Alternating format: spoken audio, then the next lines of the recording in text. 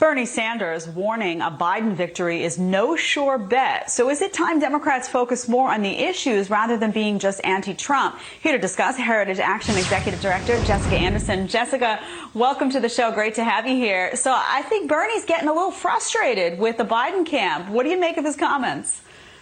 Well, I think the Biden camp is running away from talking about the policy issues that matter most to the American people. And you see Sanders' advice really showing how much sway the far left-leaning socialist wing of the party has over Biden and trying to push him back to the issues. But we know that those issues don't win. When we look at swing voters, we know that they care about health care, the economy, economic recovery, and moving forward in our country. And most importantly, what Biden or Sanders are advocating for, the chaos and anarchy on the left, provides a real contrast with what the Trump administration and President Trump offer for our future.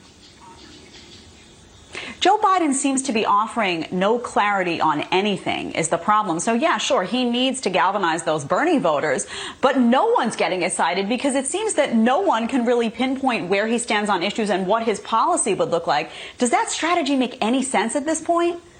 No, it doesn't. And I think we've seen Mr. Biden be very slow to the table in defining what his platform is actually about. And when he has, he's wrapped it around the Bernie Sanders Unity Task Force, for instance, which has incredibly socialist policies advancing forward for America. You also saw Biden this weekend waiting nearly 12 hours to condemn the violence and the shootings of the police officers in L.A. He's slow to the table to provide strength and leadership, and that is concerning to all Americans, including me, that look to our president and our administration to provide safety and security in our neighborhoods.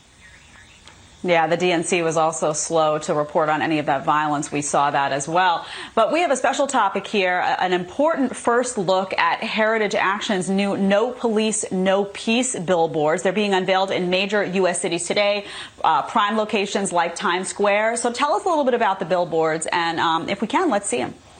Absolutely. So Americans want safety and security. And so we are rolling out these billboards today with a very simple message. No police, no peace. We know, like many millions of Americans across the country, that the only chance this country has for safety and security is with a strong law enforcement. So we wanted to put up these billboards in places like Times Square, Dallas, Atlanta, Georgia, to really send the message that millions of Americans do back the blue, do support law enforcement, and want to encourage our elected officials, our politicians, our pundits to be strong in their support for law enforcement, to push back against the violence, to push back against the anarchy, and to do in a way that provides safety and security in a meaningful way at the local level. And that's also why the billboards push to our police pledge, which has hundreds of elected officials already on board, committed to not allow any bill, resolution, or movement which would defund the police. Yeah, you know, Jessica, so many people in these cities deeply concerned about these defund the police movements, looking out for the safety of themselves, their businesses, their families. To support this, people can go to policepledge.com. Thank you so much for being here on this important issue.